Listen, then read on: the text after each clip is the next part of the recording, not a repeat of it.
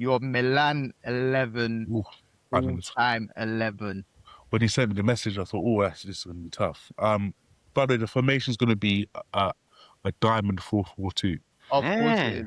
It has I to be. FIFA back in the day. It has Milan to and be. Juve. Has to be. 4-4-2. Goal was quite difficult because we've never really been known for our goalkeepers too much. I think also we've had some good deep keepers. Rossi in the 90s, who was probably in the golden era of AC Milan in terms of that 90s period. He's up there. But I would actually go with our current goalkeeper, Mike Maignan. Reason being is I think he had a little bit of a dip. When he came to Milan, he was, straight away one of the best goalkeepers in Europe. Had a little bit of a dip, but this season he's been phenomenal. He signed a new contract, didn't he? Yeah, he signed a new contract, signed new deals. Mate, he saved us so many times during the course of this season. So he's definitely up there. So I'm gonna make him the first choice. Left back, there's no real discussion. Yeah. First name on the team sheet. It's Mr. AC Milan. His dad was a player, a legendary player, Maldini. The best fullback ever. And the reason why I say that is not just because he was great defensively, but the guy had tech. And people forget the guy had tech. He wasn't just a guy that, would just, clatter into a man and just celebrate after, not conceding or clearing the ball out for a corner. He was an actual, real defender, but also going forward. Before you move off Maldini, I feel like he's got an argument as the best defender of all time because he can slot in centre half as well and do a stellar job. Not just in Serie A, just overall for Maldini. He's got that argument. It's a shame that he never got that World Cup of Italy, which is a big shame. He never won anything with Italy either. I don't think he did. He went to the World Cup final '94. Euro 2000 that lost to France with Trezeguet the golden goal and didn't go to the World Cup in 2006. In my opinion, I don't think he wasn't there, so he never won anything with Italy, which is a shame. But he, he's neck and neck with Beckenbauer and people like that, in terms of the greatest defender of all time. In my opinion, he is. Next, that you got, for me, the best centre back.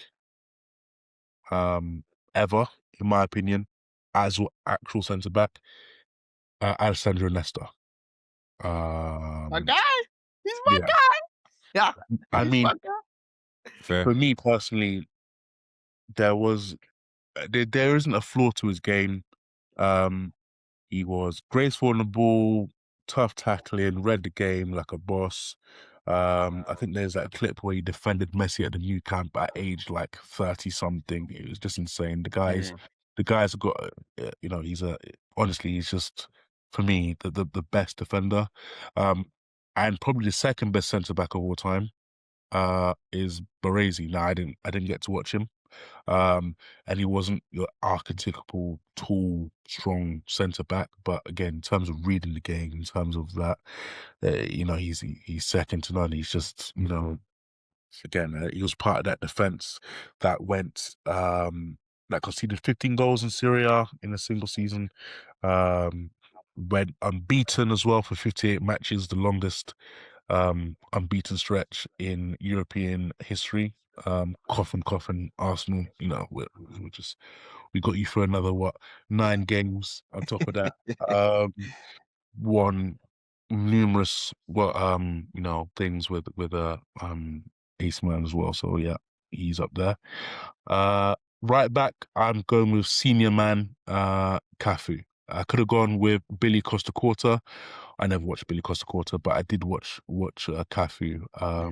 Even at the late stage of AC Milan of his career, he was still that guy bombing down the wing. He was one of the first real flying fullbacks in terms of how we think about flying fullbacks today. Innovator of his game, and just when I think of winning football players, he's won the World Cup twice. He's won the Champions League. He's won Serie A. Everything he touches, he wins, and he's just an incredible leader. The defense is easy of AC Milan. The midfield is a problem and that's why I've gone with 4 midfielders. And again, so I'm going to say something very controversial. This guy that I'm probably about to mention is. I know what you're going to say, but yes, go on. He's my favorite footballer probably ever. I think you feel like he's the best midfielder of all time, or he's better than Xavi. He's for me. Pirlo is for me the most well-rounded, and 2, I don't think he doesn't play the game like an Italian. A lot of Sorry, people look at Jacob's face. I know he's not happy with me. But no, I'm happy with the pick. I'm just not happy with the fact you said the greatest midfielder of all time. Yeah, and then I know a lot of people would disagree, but for me, the reason being is because, one, he's never in his career, especially since moving to AC Milan, had a drop off. Like he's always been there. His World Cup 2006 campaign, for me personally, crazy. One of the greatest midfield campaigns ever. You know, we actually, I think he scored against Ghana in the World Cup. Again, you know, assist in the final, just one of the best performances ever. And then he had, again, one of the best performances ever by a midfielder at Euro 2012. He's just, in terms of longevity, he's insane, but what the guy could actually do on the pitch, you know, he was press resistant and he was the slowest guy on the pitch. You know, the guy couldn't run more than 5 miles an hour, but he knows where everything was.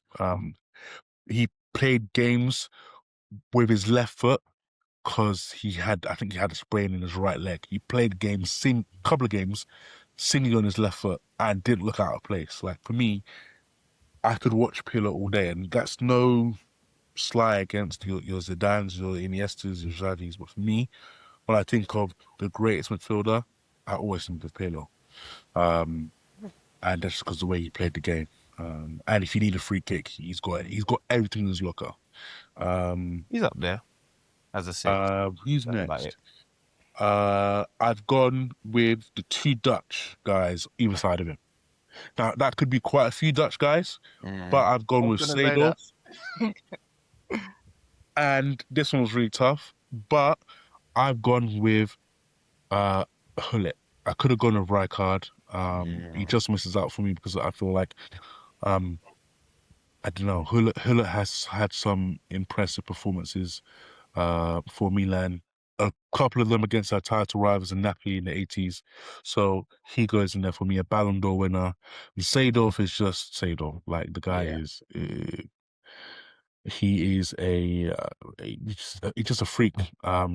His long shots, passing, technical ability, he's just got everything. And then the guy at the top, as you probably know, the Ballon d'Or winner of 2007, Ricardo Kaka. He's who I used to base my style of play on. Just putting it out. Me too. Just putting it there out was there. this goal that he scored against Celtic. Everyone remembers it.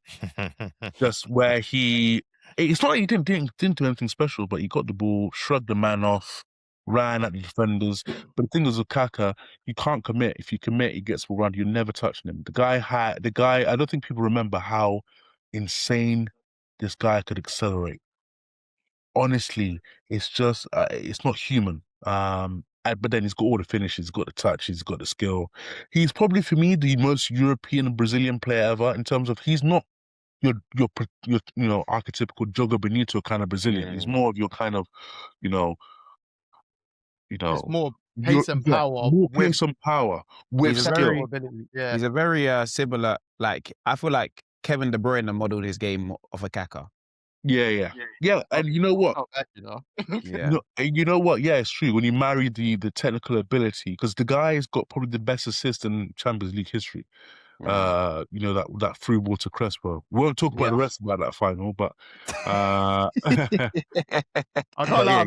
I thought when you first mentioned him, you were going to talk about the United goal. That is that's one of my favorite goals of all time, but not the goal that you actually. I think the goal he scored with a header where he poked it past Everton Heinze, but also the whole tie. It's one of my favorite Champions League ties. It's actually my 2 favorite teams in world football. and when he went back to Milan, that first goal to kind of, you know, put us back into the lead of that fight. So yeah, just so many memories. He's a player that I grew up with. So yeah. And then up top, I'll start off with Shevchenko because that is, you know, Another growing up. Ballon d'Or winner. Just when I talk about assassin type strikers, that's what he is. He's just in front of goal, any type of finish, header, left foot, right foot, anything. The guy's got it. And he's also, yeah, I know he kind of messed up with 2005 Champions League final with the penalty, but in terms of when Milan needed him, he was there. Semi-final against Ajax 2003, we needed him. He was there.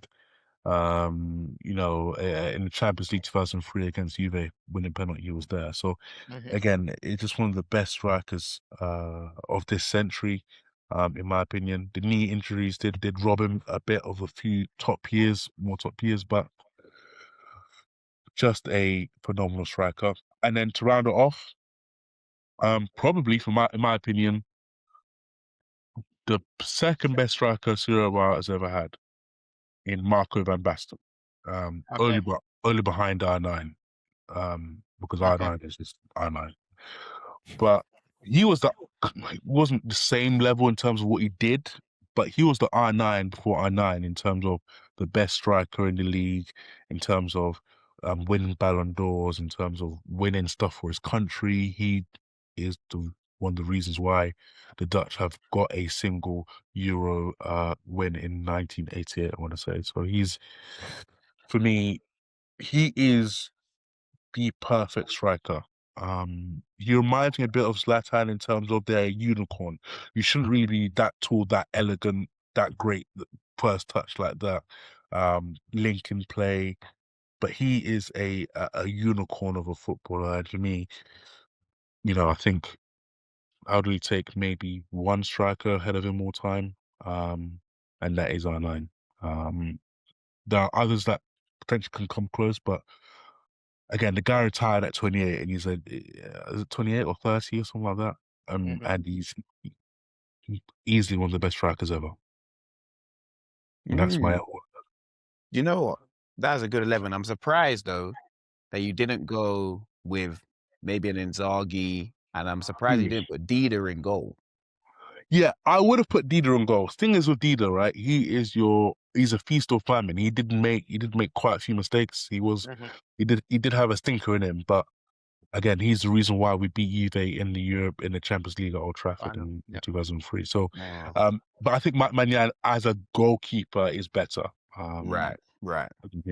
Inzaghi is again born offside, but.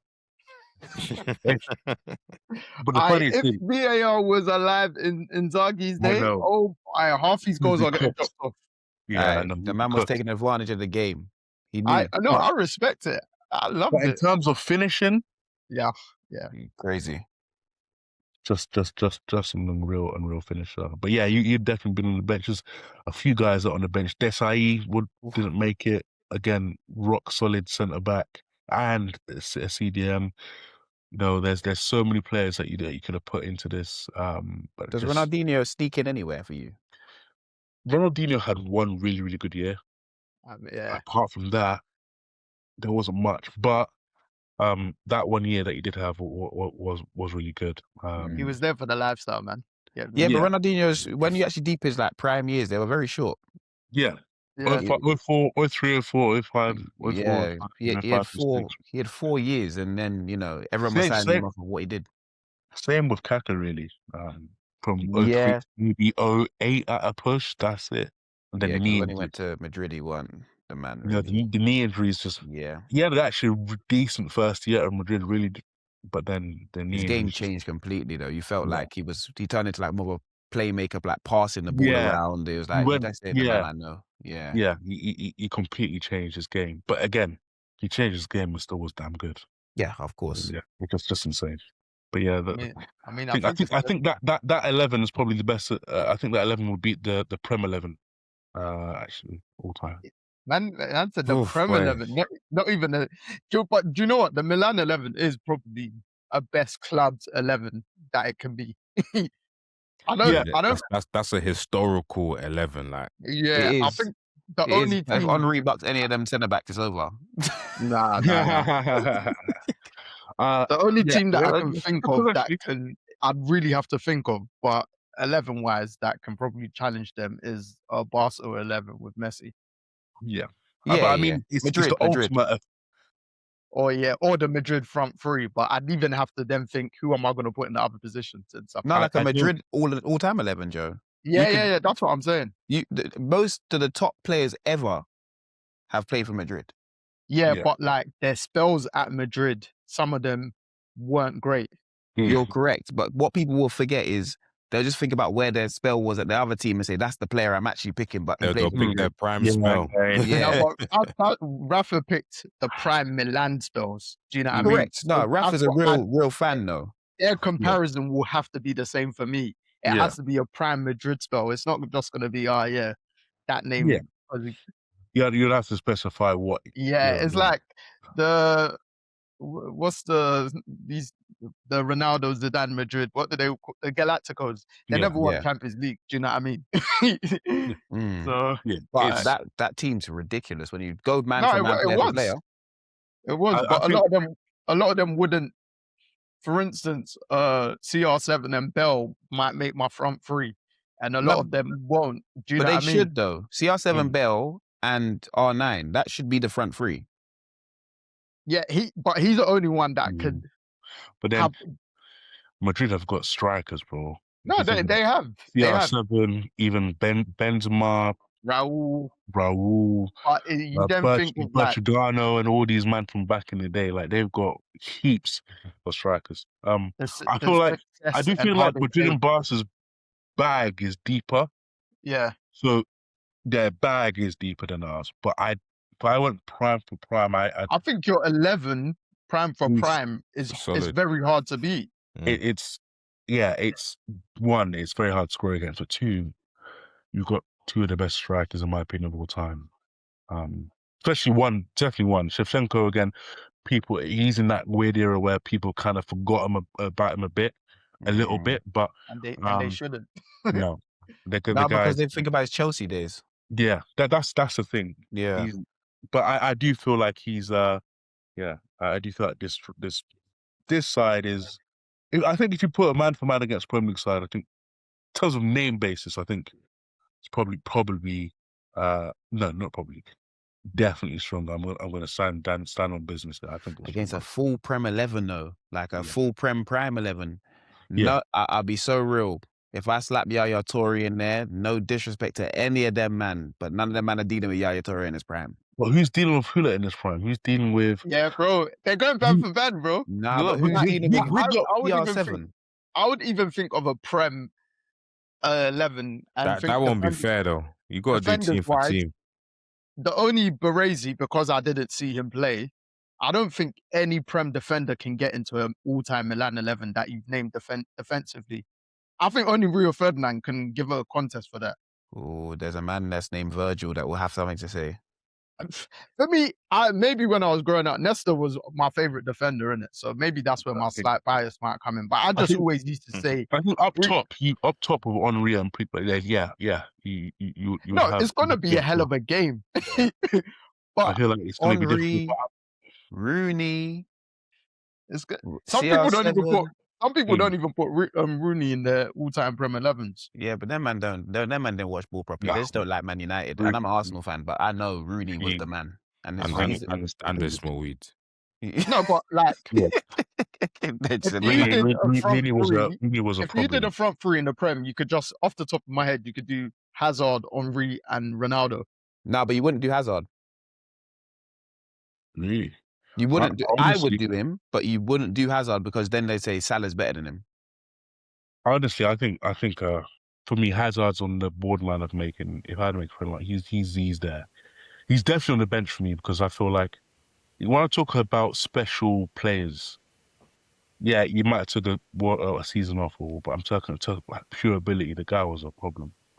He's one of the best. But I'm being genuinely serious now. I do think the Premier 11 though is I think it should be given more respect. even though I do think the Serie A 11, all 11, would be better, I do think it needs some serious respect. No, do you know what? I agree with you on Serie A 11. Serie A 11, if you're going to do it, it's probably beaten because Serie A back in the 90s, and I feel like football, for me personally, it's not got worse, it's just become more robotic. So you felt like the players back then were really doing 100%. something. Do you get what I mean? So R9 and just... You're not getting no better than that. Like, no. Baggio and... But bro, I was watching... Scooter! Hey, when you used to bang it? Hey. Like there was some crazy guys, and again, I do think like we've fallen from that in terms of the star power. Yeah, star power. We definitely we can't attract the same guys that you can attract. We can't. That's the one thing. That's the thing I'm saddest about. The football when I watch it is great, but you want a man that can just do something and bam, the game changes. Like an Henry flicking the ball over a man's head and slapping it. Library. Like you want people to be able to do that, and there aren't enough innovators in football anyway, and all of them are now in the Premier League anyway. All the top guys, or that Rome, Madrid, or Barca. We can't really compete with that. Yeah, you're not wrong. Fair, hell of a team. Thank you on that Milan team and Serie A football.